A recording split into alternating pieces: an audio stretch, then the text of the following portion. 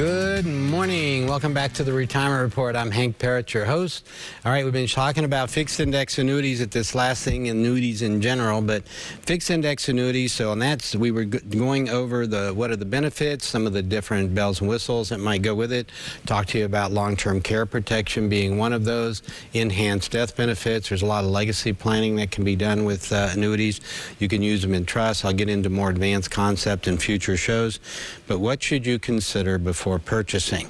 Gains can be limited, okay, because, you know, this is the same when you're investing on, I mentioned on fixed index annuities, you have some that have caps, and these caps can be very limiting. They can say the most you can get in a given year, no matter what the index does, is 4 to 5%. Well, let's say even at 5%, if 5% is my best case and 0 is my worst case, I'm going to be averaging around 2 to 3%. I could just go get a guaranteed fixed annuity for that. So I don't want a fixed index annuity that has caps, all right, in the index. And the next thing I'm looking at is what the fees are. Okay, some of them have higher fees, and depending on how many things you might add into it, there could be a reason for doing it that would be, you know, in your best interest. But you got to watch for those fees, reducing your potential return. So now we have caps, we have fees, and then there's another called participation rate. And participation rate is another important factor. If you might see one that has a 50% participation rate on the S&P as an example, and that participation rate, if it's only 50%, or 50%, excuse me, if the market goes up 10, you're going to get 5. If you have 80% and the market goes up 10, you're going to get 8. If the market goes up 80%, or excuse me, if it goes up 100% and you've got 100% participation, right, you're going to get 10 as well. Now, here's the kicker. There are actually some indexes out there that have like 120, 140%. So if that index goes up, say, 10%, you're going to get 12 or maybe even 14. So there's a lot of different pieces to understand. Getting with someone to really help you with that is key, to make sure that we're matching up the right one for your needs. So again, if you need some help with that, call my office. That number is 615-376-5325. Maybe you'd like to get the whole comprehensive financial plan. No cost. I'm willing to invest my time into helping you develop this plan. Typically, it takes 2 or 3 visits. We can't, you know, because we've got to gather the information, we've got to generate the reports, and then, of course, present them to you and go through developing these different strategies, what-if scenarios, different strategies to find the right foundational plan, base plan, starting point for you. And that means, so for instance, you may have questions like, should I take Social Security at 62? Or maybe your full retirement age is probably between 66 and 67, or is going to fall into that category. Whatever it is, we can compare. Now imagine that you can look at that, right? You can say, well, you know, if I take it at age 62, let's look at what that looks like for you 10, 15, 20 years down the road. How much money are you going to have overall? And then let's take a look at age 67, let's say. If you waited till then, and you start taking that, what's that going to look like 5, 10, 15, 20 years down the road? You get to compare the outcomes of the decision before you make the decision. It makes it pretty easy then. You just say, okay, well, that's the one I'm going to go with. The one that gives me the most money at the end of the period. There are other considerations. We talk about those, your health, longevity, all of that plays into it. But again, that's just one of the things in a comprehensive financial plan that we're looking at. We look at all these different choices you're going to have to make. Medicare, do I go, you know, traditional or original Medicare, or do I go with a Medicare Advantage plan? Which one's going to be better? And we can help you with those kind of choices as well. Long-term care, do I need a long-term care policy? Maybe I need an annuity that's got a long-term care benefit that'll help me cover those costs. And for many, I find that they can self-insure when they factor in all the different resources available to them. Social Security, maybe a pension, maybe income from other sources, and you add to that the income from your investments, and maybe you've got enough money to cover long-term care. We can certainly help you determine that. All of that is part of a good comprehensive comprehensive financial plan. And the way it works when you call my office is we're going to send you out a packet of things to bring to your appointment with me. I shared them with you.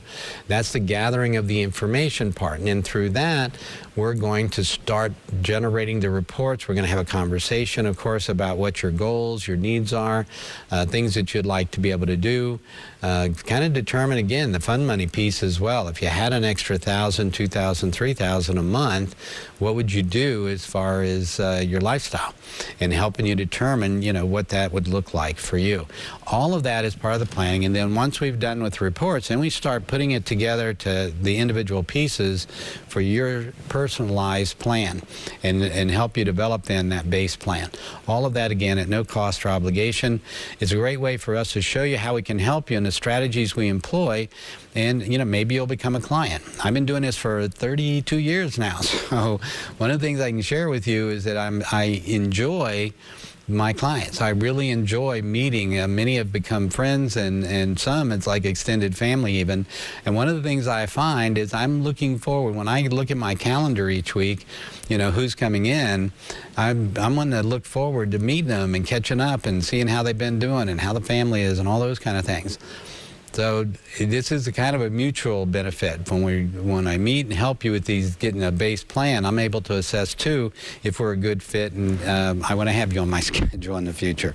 So again, if you'd like to take advantage of that, if you'd like to get at the worst case, you're going to have a nice base plan to work off of. Second opinion maybe on some of the things you're currently doing. Reports from Morningstar and others that we provide. We can arrange meetings with Dr. Friday if you've got some tax things that you'd like to help with, where we need to run some tax scenarios for you. Estate planning, I've got estate planning attorneys like Jack and of course Russ Cook. So all of that we can help with as a part of this planning. So once you call in, you'll get the packet, send it back in or bring it in with you when you come in. And when you come in to see me, I'll also give you a free copy of my book, 7 Steps to Financial Freedom in Retirement. Okay. Now, I'm not going to spend a lot of time. Variable annuities is the next one in the piece from Nationwide. Again, with me, I typically avoid variable annuities. I find that one of the things with variables, and this is what I recommend to clients as well, look at them. I've had clients come in and have them, and we look at what are the fees, what are the costs, and whether or not, it's going to fit their needs based on the things that it has. Spousal protection, death benefit. This is one of those areas that you can pass money on, not just to your spouse. So one of the things when it comes to, say, IRAs, when someone passes, that's married, that a couple, the surviving spouse can convert that into they can convert that into their own annuity or their own IRA. So they can continue it over 2 lifetimes. Or they can cash it out and maybe invest in some other man's.